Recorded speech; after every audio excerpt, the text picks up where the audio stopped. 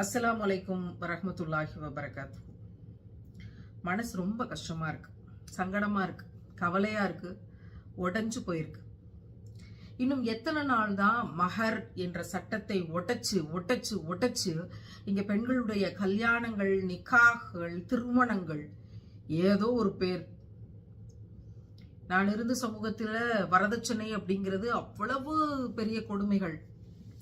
வரதட்சணை இல்லாம எந்த கல்யாணமும் நடக்காது. ஆனா நான் இஸ்லாத்தை ஏற்றுக்கொள்வதற்கு மிக முக்கியமான காரணம், இங்க கல்யாணம் அப்படின்னு ஒண்ணு நடக்கும்போது பெண் வீட்டில இருந்து நகை போட வேண்டியது இல்ல, பெண் வீட்டில இருந்து எந்த செலவும் பண்ண வேண்டியது இல்ல. தனக்கு இன்ன விஷயங்கள் மகராக வேணும்னு அப்படின்னு ஒரு கல்யாண பொண்ணு கேட்டு கல்யாண மாப்பிள்ள அந்த விஷயத்த செஞ்சு கொடுக்கணும். அந்த மகரை கொடுத்து தான் கட்டணுமே தவிர பெண் வீட்டில இருந்து எதையும் எடுத்து கட்டக்கூடாது அப்படிங்கிற ரசூலாவினுடைய சட்டம். அந்த விஷயம்தான் இஸ்லாத்துக்கு வர்றதுக்கு ஒரு பெரிய காரணமா இருந்துச்சு. பெண் உரிமை சார்ந்து இஸ்லாம் கொடுத்த சட்டங்கள், நம் உயிரினும் மேலான உத்தம நபிகள் நாயகம் ஸல்லல்லாஹு அலைஹி வஸல்லம் அவர்கள் கொடுத்த சட்டங்கள் தான் என்னை போன்ற கடினத்தில் இருக்கக்கூடிய பல பெண்களுக்கு இஸ்லாம் என்ற வெளிச்சத்தின் பால் ஈர்ப்பை ஏற்படுத்தியது. ஆனா இன்னைக்கு நான் பார்க்கக்கூடிய விஷயங்கள் எல்லாம் பெரும்பாலும் 90% கல்யாணமா, தகப்பன் தலையில கடன் விழுகணுமா, வட்டிக்கு கடன் வாங்கணுமா, கடன் வாங்கி பிரியாணி போடணுமா, 5 லட்சத்துக்கு மட்டன் பிரியாணி தான் போடணுமா, இத்தனை பவுன் போட வேணும்னு அவ்வளவு தூரம் நெருக்கடிகளா, ஒத்துக்கொண்டுதான் ஆகணும், பிள்ளைய கரை சேர்க்கணுமே, வர வழியே இல்லையா. மாடி கேட்கிற விஷயங்கள், பார்க்கிற விஷயங்கள் ஒவ்வொன்னும் நமக்கு பெரிய மனச்சோர்வை ஏற்படுத்துது. என்ன செய்ய முடியும்? இந்த சமூகத்தை எதுவுமே செய்ய முடியாதா? எதுவுமே செய்ய முடியாது போல தெரியுது. 10% தான் மாறி இருக்கு. 10% தான் பழைய மோசமான வரதட்சணைங்கிற நிலைமையில இருந்து மாறி மகர் அப்படிங்கிறதுக்கு 10%க்கும் கம்மியா தான் ஆயிருக்கணும். 90% ரொம்ப மோசமாக இருக்கு. பொண்ணு வீட்டுல கஷ்டம், ரொம்ப கஷ்டப்பட்ட நிலைமையில தான் இருக்காங்கன்னு தெரிஞ்சும் மாப்பிள்ளை வீட்டுல இருந்து பொண்ணுக்கு இத்தனை நகை போடுறாங்க அப்படிங்கிற அறிவிப்பு வெளியே வருது அப்படின்னா, பொண்ணு வீட்டுல இவ்வளவு கஷ்டம்னு தெரிஞ்சும் கூட இவ்வளவு பிரியாணி போடணுங்கிற எதிர்பார்ப்புகளும் இந்த சமூகத்துல இருக்கும் அப்படின்னா, சரியான வார்த்தையை நான் சொல்றேன், திணிப்புகளும் இந்த சமூகத்துல இருக்கும் அப்படின்னா, அந்த மணமகன் வீட்டை சேர்ந்தவர்கள் சாப்பிடுவது மலம். இதுக்கு மேல என்னால இதை உடைக்க முடியாது.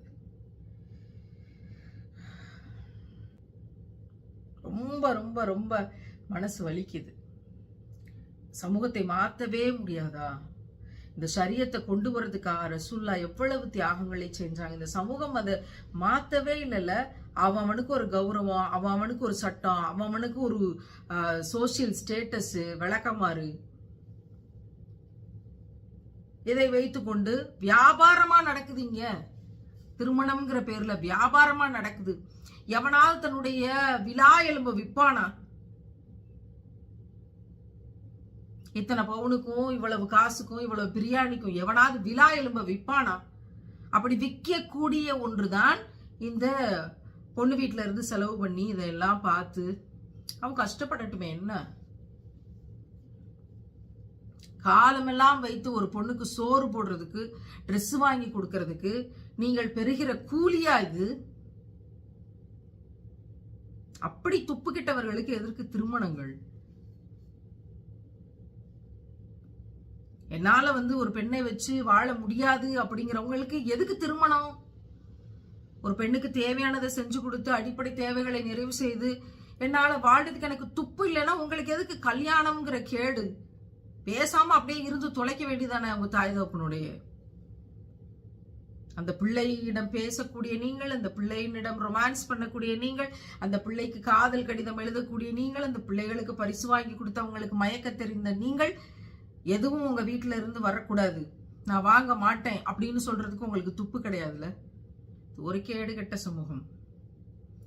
மக்ஷர் அப்படிங்கிற ஒரு நாள், அந்த மைதானத்துல எல்லாரும் ஆடைகள் செருப்பின்றி நிறுத்தப்படும் போது நியாயம்னு ஒண்ணு இருக்குல்ல, அல்லாஹ் நியாய தீர்ப்புன்னு ஒண்ணு கொடுப்பான்ல, அன்னைக்கு இருக்கு உங்களுக்கு எல்லாம்.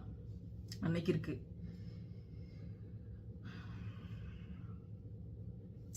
ரொம்ப வலிக்குது. நம்ம எவ்வளவு காலம் பரப்புரை செய்ய முடியும்? நம்மளால எதையுமே மாற்ற முடியாதுல்ல அப்படிங்கிற வேதனையை தந்தாலும், இந்த சமூகம் எனக்கு தந்தாலும், மரணிக்கும் வரைக்கும் யா அல்லாஹ் மஹர் என்கின்ற இந்த ஒன்றை தாங்கி பிடித்து அதை பரப்புரை செய்யக்கூடிய போர் வாளாக என்ன நீ மாத்திரு. வரதட்சணைக்கு எதிராக இருக்கக்கூடிய போர் வாளாக என்ன நீ மாத்திரு. இந்த பரப்புரையை தொடர்ந்து ரசூலாவினுடைய பெயரால் நான் செய்யணும். அல்லாஹ்வின் திருப்பெயரால் இந்த சட்டத்தினுடைய மஹர் என்கிற சட்டத்தினுடைய கொடுத்து தான் கட்டணும், எடுத்து கட்டக்கூடாது. அப்படி எடுத்து கட்டுறாம்னா அவன் ஆம்பளே கிடையாது அப்படின்னு துணிச்சல் அறிவிக்கக்கூடிய தைரியத்தை எனக்கு நீ தா அப்படிங்கிறது தான் நான் இறைவன்கிட்ட முன்வைக்கிறேன். என்னுடைய ஆச்சாமி உங்களோடு பகிர்ந்து கொள்கிறேன். உங்க வீட்டுல கல்யாணம்னா தயவு செய்து பொண்ணு வீட்டுல இருந்து எதையுமே செய்யாதீங்கன்னு சொல்லுங்க. அவங்க கஷ்டப்படுறாங்கன்னு தெரிஞ்சா 100% நீங்க எதுவும் செய்யக்கூடாதுன்னு ஆர்டர் போடுங்க. அப்படி இருக்கவங்க தாங்க முஸ்லீம். மற்ற அத்தனை பேரும் பெயர் தாங்கிகள்.